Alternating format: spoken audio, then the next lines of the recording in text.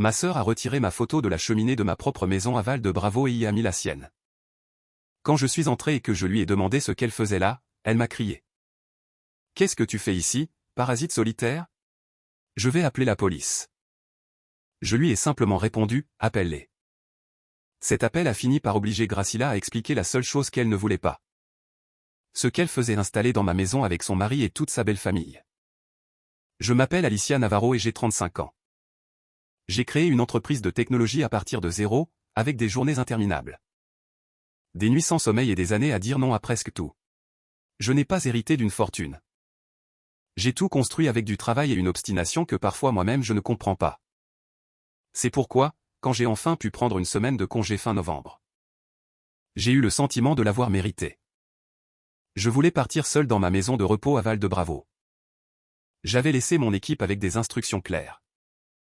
Je voulais juste quelques semaines tranquilles, lire devant la cheminée. Cuisiner quelque chose de simple et laisser le silence m'apaiser de l'intérieur. Ma sœur cadette s'appelle Gracila. Elle a 27 ans et est mariée à Arturo Delgado. Il y a des années, quand je lui faisais encore confiance, je lui ai donné un jeu de clés de ma maison à Val. Je lui ai dit qu'elle pouvait l'utiliser de temps en temps, à condition de m'avertir avant. C'était la règle. Une seule. Si tu y vas, tu me le dis d'abord. Le mercredi après-midi, j'ai chargé ma voiture et je suis parti de Mexico. J'étais passé par le bureau avant de partir et j'avais dans mon porte-documents un dossier avec les reçus de la taxe foncière, de l'entretien et d'autres papiers de la maison que je comptais examiner pendant ces jours. La sortie par la Mexico-Toluca était chargée. Une de ces après-midi où il semble que toute la ville ait décidé de partir en même temps. Entre la circulation, les péages et le tronçon final vers Val, le trajet a duré plus de 3 heures. Je suis arrivé fatigué, mais contente. Je pouvais presque déjà sentir l'odeur du bois de la cheminée. Mais en entrant dans le garage j'ai vu le camion de Gracila garé là. Le camion qui était à son nom, mais que je payais depuis presque 2 ans. À côté, il y avait une autre voiture que je ne reconnaissais pas. J'ai senti un nœud à l'estomac. Gracila ne m'avait pas appelé, ne m'avait pas envoyé de message. Ne m'avait pas demandé la permission, rien. Je suis descendu de la voiture et j'ai marché vers la porte principale. Avant d'introduire la clé, j'ai entendu des voix à l'intérieur, des rires, de la musique. Des assiettes qui bougeaient. La maison semblait pleine. J'ai ouvert la porte et je suis entré. Le salon était rempli de gens. Il y avait 8 personnes installées là comme si elles étaient les propriétaires. Arturo était assis dans le fauteuil avec un verre à la main. Ses parents étaient à côté de la cheminée. Il y avait aussi son frère avec sa fiancée et d'autres membres de la famille que je me rappelais à peine du mariage. La table de la salle à manger était un désastre. Il y avait des restes de gigot au four, des assiettes avec de la nourriture sèche. Des serviettes utilisées, des bouteilles de vin vides. Des verres partout et des morceaux de gâteau trois dans des assiettes mal posées. Les chaises étaient couvertes de manteaux et de vestes. Ils avaient tout jeté où ça leur passait par la tête. Et le pire était sur la cheminée. Là où se trouvait normalement une photo de moi avec mes parents. Quelqu'un avait mis une grande photo de Gracila. Elle souriait dans une robe claire, comme si cette maison était la sienne. Comme si je n'existais plus. Tout le monde s'est tourné vers moi. Ils n'avaient pas l'air embarrassés. Ils avaient l'air surpris, comme si l'intruse, c'était moi. La mère d'Arturo s'est levée en premier. Elle m'a regardé avec un mélange de gêne et d'agacement. Alicia. On ne s'attendait pas à te voir. Gracila nous a dit que tu étais en voyage pour le travail. Je suis resté à la regarder sans pouvoir y croire. Elle a continué, la vérité, ma fille. Ça nous a surpris que tu arrives comme ça. Gracila nous a dit que la maison était disponible et que tu étais absente. J'ai presque ri, mais de colère. Cette dame était dans ma maison, sans ma permission, en train de manger à ma table. D'utiliser mes affaires et elle parlait encore comme si j'avais été l'imprudente en ouvrant ma propre porte. Avant que je puisse répondre. Gracila est sortie de la cuisine avec une bouteille de vin dans une main et un plateau de fromage dans l'autre. Quand elle m'a vu, son sourire s'est effacé. Son visage s'est durci immédiatement. « Qu'est-ce que tu fais ici » m'a-t-elle lancé. J'ai respiré profondément. « Qu'est-ce que je fais ici, Gracila ? C'est ma maison. » Elle a laissé échapper un rire sec, laid, Moqueur. Ta maison. S'il te plaît. Alicia. Une parasite solitaire comme toi n'a rien à venir faire ici. Cette maison est déjà à moi. Va-t'en ou je vais appeler la police. J'ai senti que mes mains tremblaient. J'ai voulu lui crier. J'ai voulu lui dire tout ce que je gardais depuis des années. Mais je me suis obligé à garder une voix calme. Je suis la propriétaire de cette maison, Gracila. Je ne te l'ai pas prêtée. Je ne t'ai pas autorisé à amener des gens et je ne suis pas en voyage. Le père d'Arturo s'est levé, confus. Un moment. Gracila nous a dit que tu étais en Asie pour 6 mois pour des affaires professionnelles. Elle nous a dit que vous aviez conclu un accord pour utiliser la maison pendant ton absence. C'est là que j'ai tout compris. C'était l'histoire qu'elle avait inventée. Elle leur avait dit que j'étais parti du pays et que je leur avais donné la permission de s'installer là. Elle avait utilisé ma maison pour se faire passer pour quelqu'un d'important devant la famille de son mari. Je l'ai regardé droit dans les yeux. Tu es une menteuse. Arturo s'est agité, mal à l'aise, dans le fauteuil.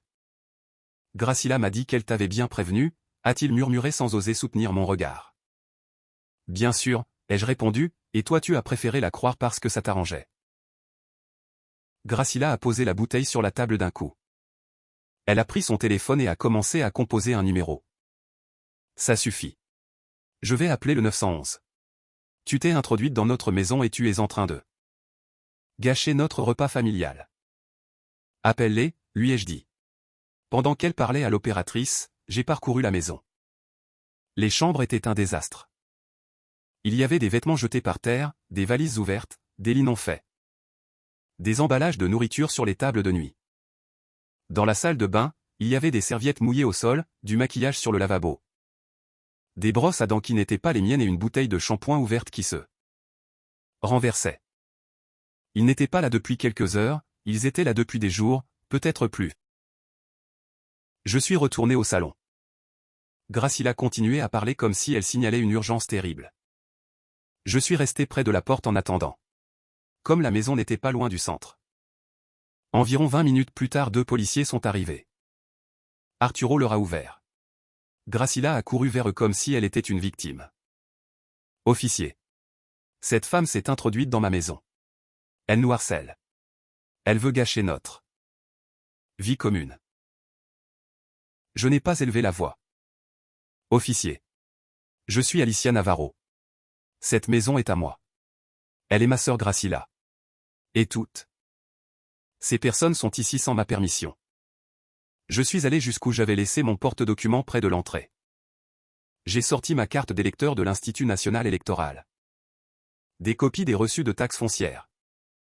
Des justificatifs de service et une copie simple des titres de propriété. J'ai tout remis au premier policier. Gracila a crié depuis le salon, c'est faux. Elle ment. Elle manipule toujours tout. Le policier a examiné les documents calmement. Il a demandé à son collègue de vérifier certaines données. Le salon est resté silencieux. Personne ne parlait. Madame Delgado n'avait plus l'air si sûre d'elle. Arturo se grattait la nuque en évitant mon regard. Après quelques minutes, l'officier a levé les yeux. Madame Gracila, avec ce que me montre Madame Alicia. Elle a les documents de cette propriété. Si vous dites que vous avez une autorisation pour être ici, nous avons besoin de voir cette autorisation.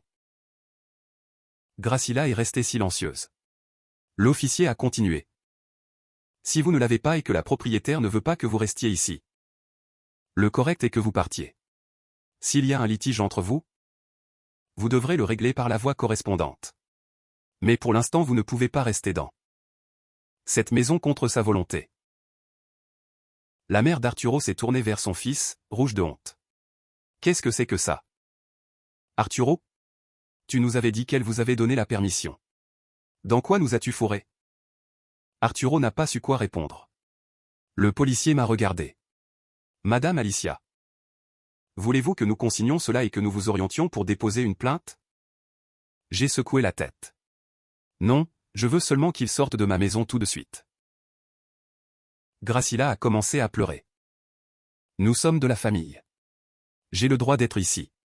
Elle ne peut pas nous jeter comme ça. L'officier a parlé avec fermeté.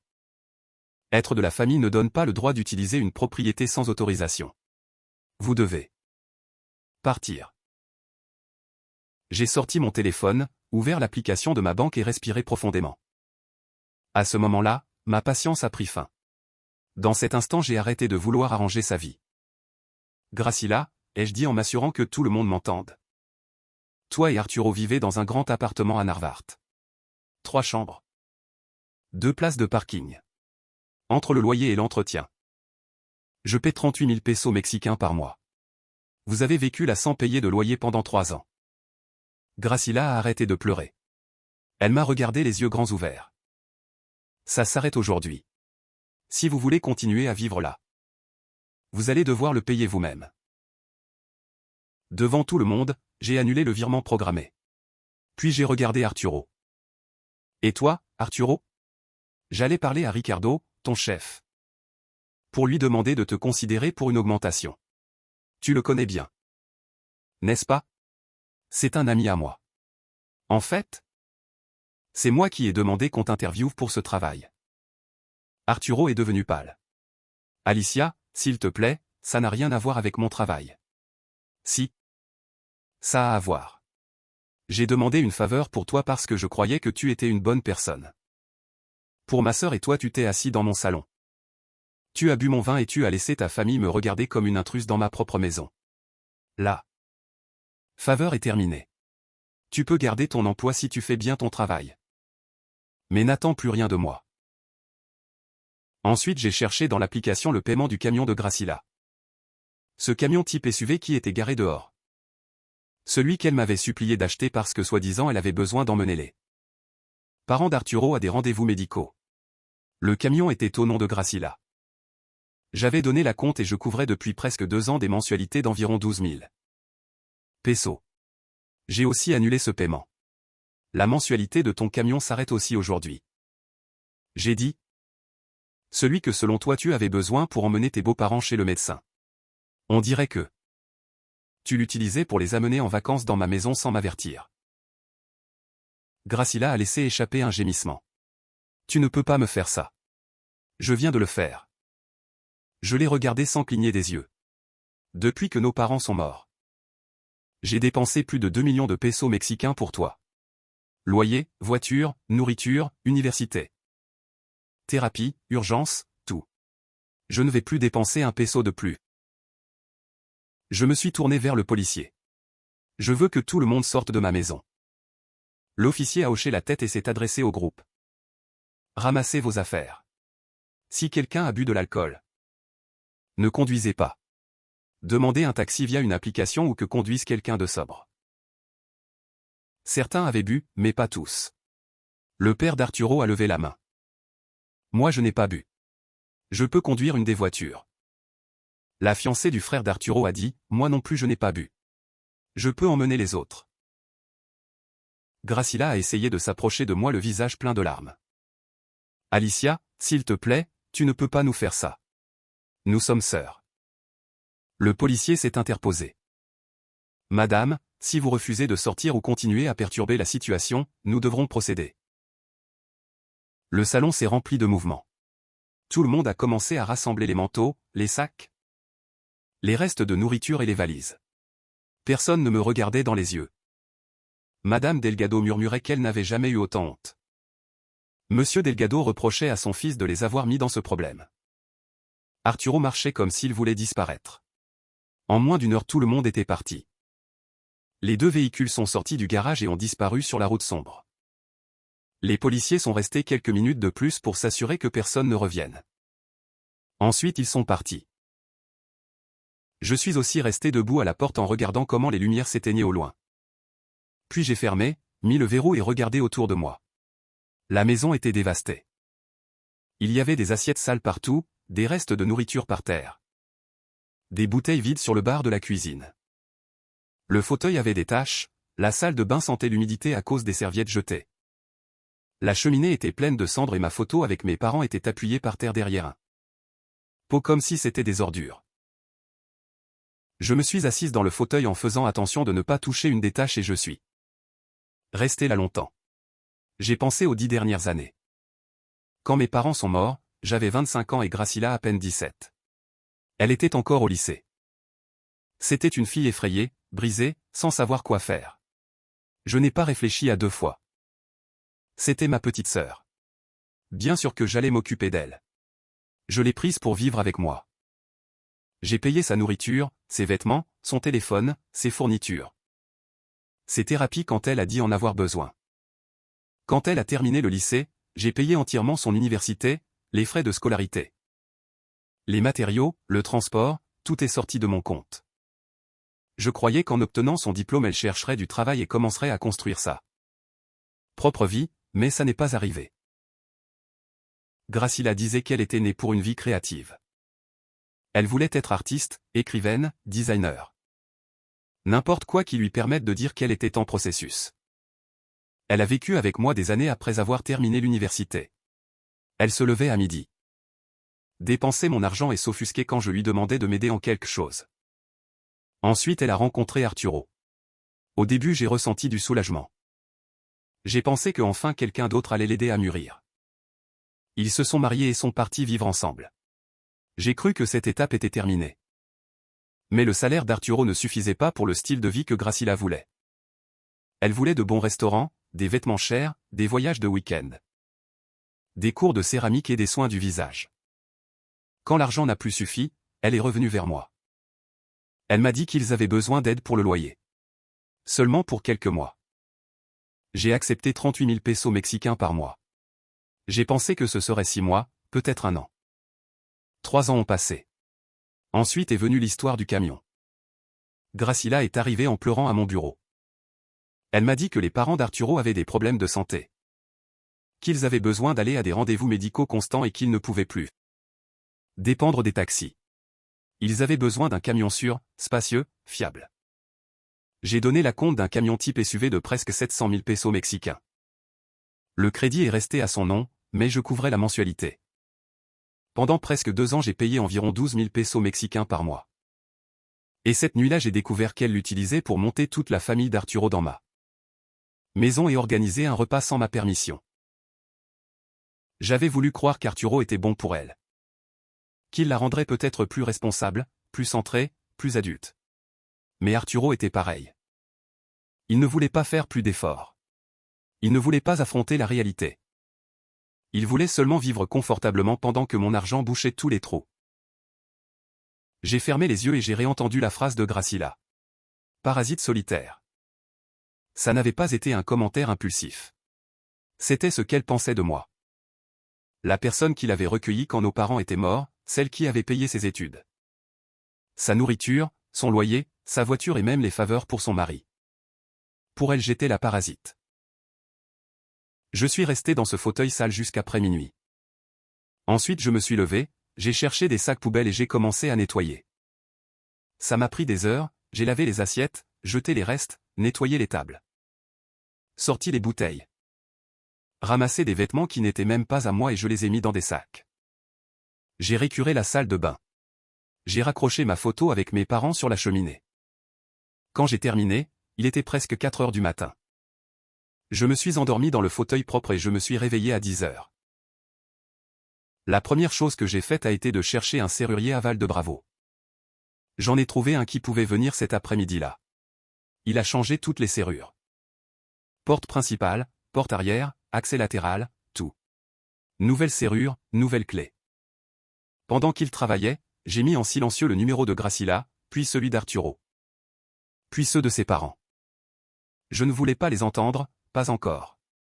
Quand le serrurier est parti, j'ai éteint mon téléphone. J'ai passé toute la semaine dans le silence, sans appel, sans réseaux sociaux, seulement moi. La cheminée, les arbres et l'air froid de Val. J'ai lu, j'ai marché dans le village et j'ai dormi sans réveil. Quand je suis revenu à Mexico, j'ai allumé le téléphone. J'avais des dizaines d'appels manqués et de messages vocaux. La plupart étaient de Gracila, certains d'Arturo, d'autres de ses parents. Je les ai supprimés sans les écouter. Le lundi je suis retourné au bureau. Ça m'a fait du bien. Mon bureau, mes tâches, mon équipe, ma vie normale. À midi j'ai reçu un appel du propriétaire de l'appartement où vivaient Gracila et Arturo. Je n'étais pas la locataire. Mais pendant des années j'avais été celle qui payait et qui garantissait le contrat. Alicia. Bonjour. Désolé de te déranger. Je voulais te parler de l'appartement de ta sœur. On m'a informé que le virement du loyer n'a pas été effectué. C'est exact. Ai-je dit. Je voulais seulement savoir si c'était une erreur ou si tu ne vas plus couvrir ce paiement. Je ne vais plus le couvrir. Il y a eu un bref silence. Le mois en cours était déjà couvert. Mais le contrat expire bientôt. Sans ton paiement et sans ta garantie. Je ne peux pas leur renouveler dans les mêmes conditions. Je leur ai déjà envoyé l'avis pour qu'ils se mettent à jour ou qu'ils rendent l'appartement à la fin de la période. Fais ce que tu as à faire, lui ai-je dit. Il n'y aura pas d'extension de ma part. Ils sont adultes.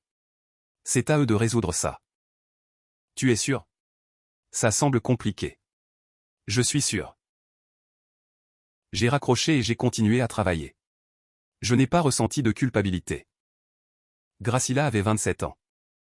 Elle avait eu des années et plus de soutien que beaucoup de gens reçoivent dans toute leur vie. Elle avait choisi d'abuser. Presque 3 semaines ont passé.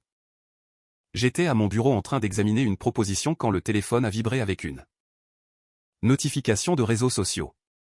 Gracila avait publié quelque chose. L'application m'avait averti parce que nous étions encore connectés. Par curiosité, j'ai ouvert la publication.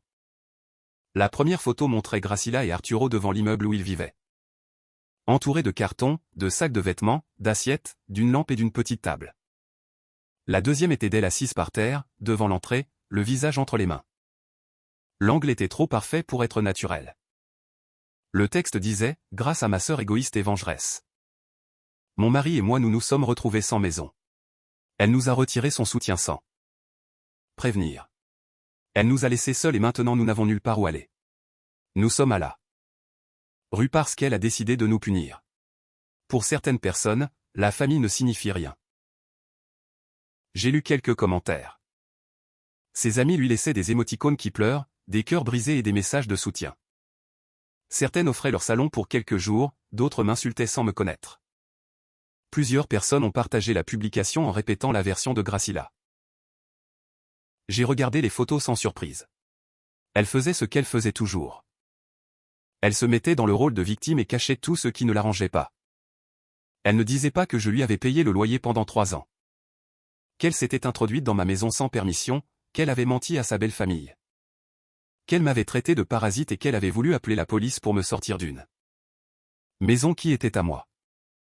Elle ne disait pas non plus que le propriétaire leur avait donné du temps pour payer ou rendre l'appartement et qu'il n'avait fait ni l'un ni l'autre jusqu'à ce qu'il n'ait plus le choix. J'ai fermé l'application et je suis retourné travailler. Qu'elle continue son théâtre sur les réseaux. Rien de tout cela ne changeait les faits. Presque 3 mois après cette nuit aval. J'ai reçu une lettre de la société de financement du camion. Comme j'avais annulé le paiement automatique et que personne n'avait couvert les mensualités suivantes. Ils avaient envoyé des avis à l'adresse enregistrée et avaient aussi essayé de communiquer par téléphone. Personne n'avait répondu. Après le retard accumulé et l'absence de réponse, ils avaient entamé le processus de récupération. Je me suis assise à la table de ma cuisine pour lire la lettre complète. Le camion avait déjà été retiré. Ça ne m'a pas fait plaisir, mais ça ne m'a pas non plus donné de culpabilité. Ce camion n'était pas un outil pour s'occuper de ses beaux-parents. C'était un autre luxe qu'elle avait appris à exiger sans payer. Cette nuit-là est arrivée une autre notification. Gracila avait publié à nouveau. Cette fois c'était une photo d'un emplacement de parking vide. Le texte disait « On vient de me retirer mon camion. Ma sœur a fait ça par pure vengeance. Elle a détruit ma vie. Parce que j'ai commis une erreur. Maintenant je ne peux même pas aller à des entretiens d'embauche. Je ne peux pas me déplacer. Elle m'a tout pris. » Les commentaires étaient similaires, des gens qui avaient pitié. Qui lui offraient des covoiturages, qui me traitaient d'abusive. Quelqu'un a même proposé de collecter de l'argent pour une voiture d'occasion. Je suis resté à regarder la phrase « une erreur ». C'est ce qu'elle disait, une erreur s'introduire dans ma maison sans permission. Mentir à ses beaux-parents, changer ma photo par la sienne, organiser un repas avec 8 personnes. Me traiter de parasite, me menacer avec la police. Tout cela pour elle était une erreur. Je n'ai pas commenté, Je ne lui ai pas écrit. Je ne me suis pas défendu avec des inconnus sur Internet, j'ai simplement fermé l'application. Le lendemain, une autre publication. Gracila apparaissait assise dans un salon que j'ai reconnu immédiatement. C'était la maison des parents d'Arturo. Elle avait l'air fatiguée. Avec les cheveux attachés n'importe comment et une couverture sur les jambes. Le texte disait « Mise à jour ». Nous vivons chez mes beaux-parents. Nous dormons dans le salon. Ma belle-mère me met à cuisiner et à nettoyer tous les jours. C'est ma vie maintenant parce que ma sœur a choisi la vengeance plutôt que la famille. Plus de commentaires de soutien, plus de messages en colère contre moi. Plus de gens qui partageaient son histoire. J'ai désactivé les notifications de son compte. Je ne l'ai pas complètement bloqué parce que, pour être honnête, je voulais savoir jusqu'où elle irait avec sa version. Mais je n'avais pas besoin que son drame m'interrompe chaque jour. Ma vie a continué, j'ai travaillé, j'ai rencontré des clients, j'ai conclu des contrats. Mon entreprise a grandi. Je suis retourné à Val de Bravo certains week-ends. Personne n'est apparu sans prévenir, personne ne s'est introduit. C'était la paix et pour la première fois en 10 ans je ne vivais plus inquiète pour les problèmes de Gracila. Je n'écoutais plus d'histoires urgentes qui se terminaient toujours avec ma carte payant quelque chose. Une semaine après qu'ils aient récupéré le camion, mon téléphone a sonné. C'était un numéro inconnu. J'ai hésité, mais j'ai répondu. Allô, Alicia, c'était Gracila. Sa voix tremblait. Qu'est-ce que tu veux? Comment as-tu pu me faire ça? Elle ne criait pas, mais la colère se remarquait dans chaque mot. Comment as-tu pu être si cruel? Nous avons perdu l'appartement. Ils ont emporté le camion. Nous vivons chez les parents d'Arturo et c'est horrible. Ça ne me concerne plus. Comment ça ne te concerne plus? Tu nous as fait ça. Tu nous as tout coupé sans prévenir. Nous n'avons pas eu le temps de nous préparer. J'ai ri. Je n'ai pas pu l'éviter. Sans prévenir, Gracila. J'ai payé ton loyer pendant 3 ans. 3 ans. C'était plus que suffisant pour que tu comprennes que tu devais prendre en charge ta vie. Mais le salaire d'Arturo ne suffit pas. Nous ne pouvons pas vivre avec ce qu'il gagne. C'est inutile. Il n'obtiendra jamais d'augmentation. J'ai entendu une voix masculine au fond. Qu'est-ce que tu as dit de moi? Gracila a baissé la voix. Rien. Je parle avec Alicia. Je t'ai entendu. Tu as dit que j'étais inutile. Arturo, ne commence pas. Ne commence pas. Tu me dis depuis des années que tout allait bien. Qu'on avait juste besoin d'une aide. Et maintenant il s'avère que je suis inutile. Les voix ont monté de ton. Gracila a crié à Arturo. Arturo lui a répondu, j'ai entendu quelque chose qui se heurtait. Peut-être une chaise déplacée violemment contre le sol. Puis il y a eu un bruit sec et l'appel s'est coupé. J'ai laissé le téléphone sur la table.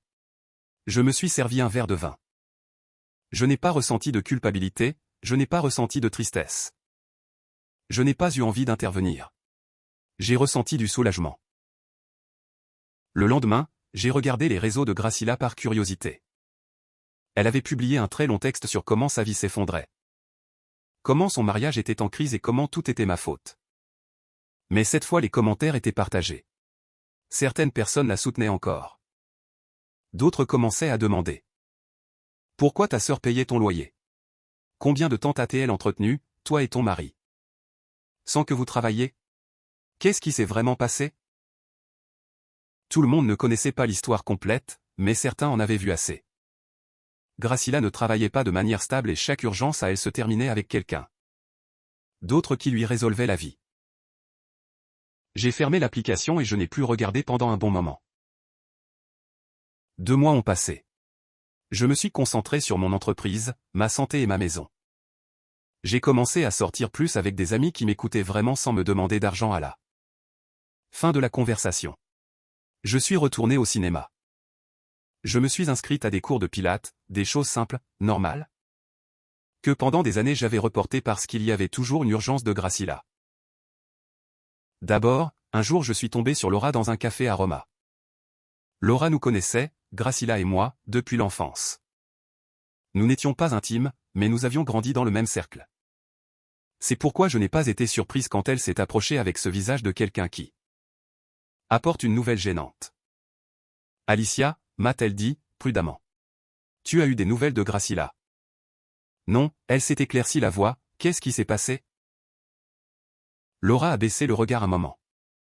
Elle et Arturo se sont séparés. Je crois qu'ils sont en train de signer le divorce. Ça a été très moche. Les parents d'Arturo l'ont mise dehors peu après. Je n'ai rien dit.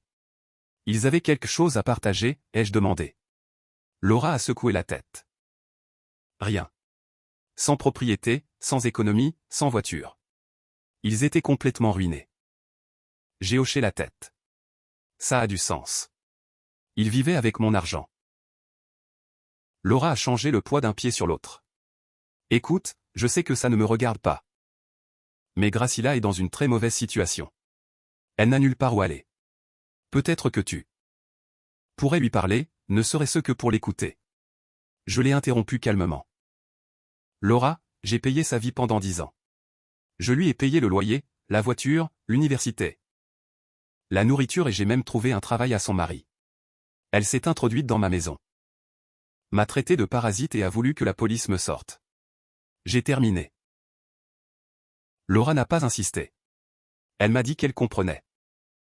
Même si son visage disait qu'elle ne savait pas si elle pouvait vraiment comprendre. Nous avons parlé quelques minutes d'autre chose et chacune a suivi son chemin. 2 autres mois ont passé. J'étais dans mon bureau quand mon téléphone a sonné, un autre numéro inconnu. J'ai presque pas répondu, mais quelque chose m'a fait glisser le doigt. Allô, Alicia, c'est moi. C'est Gracila. Cette fois sa voix était différente, plus basse, presque suppliante. Qu'est-ce que tu veux? Pardon. Pardonne-moi pour tout. Je sais que j'ai eu tort. Je sais que j'ai dit des choses horribles. Je sais que je me suis très mal comporté avec toi. Mais nous sommes sœurs.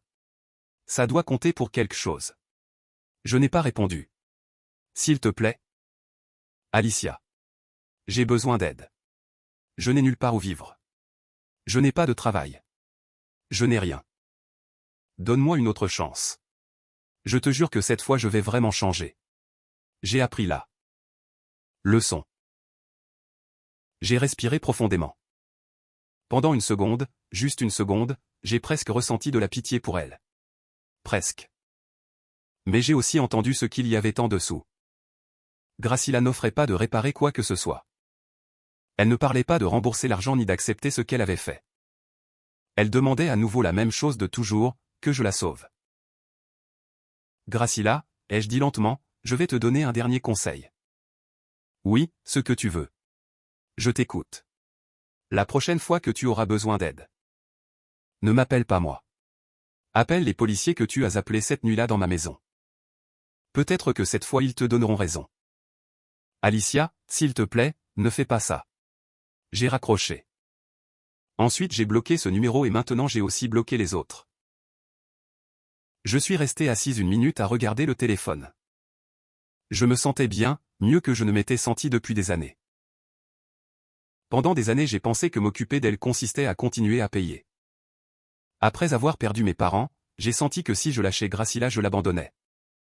C'est pourquoi je lui ai payé les études, le loyer, la voiture, la nourriture et les faveurs. Mais cette nuit à Val j'ai compris la différence entre aider quelqu'un et laisser cette personne t'utiliser. Gracila avait 27 ans. Elle était adulte. Il était temps qu'elle assume les conséquences de ses décisions.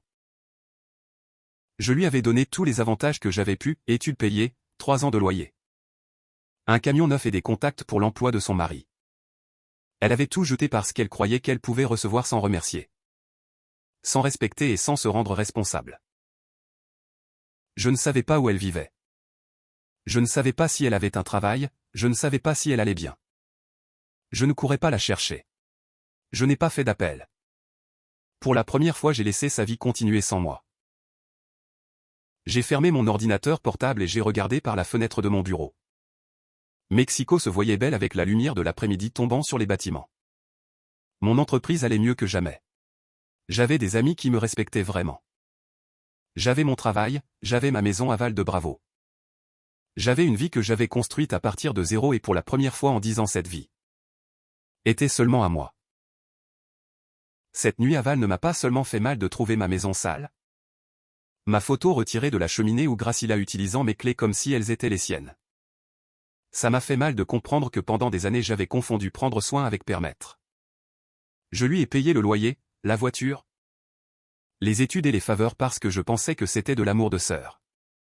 Mais Gracila n'avait pas besoin d'une autre chance. Elle avait besoin d'une limite que je n'avais jamais osé poser. Et quand je l'ai enfin posée, elle m'a traité de cruel parce qu'elle était habituée à ce que ma fatigue n'importe pas. Je n'allais pas pardonner à Gracila. Pas à ce moment-là, peut-être jamais. Elle avait eu 10 ans d'opportunité, 10 ans de mon argent, de ma patience et de ma protection. Et dès que j'ai arrêté de payer, elle m'a montré exactement ce qu'elle pensait de moi. C'est pourquoi j'ai fermé cette porte. J'ai changé les serrures de ma maison, mais j'ai aussi changé quelque chose en moi. Et cette fois Gracila n'avait pas de copie.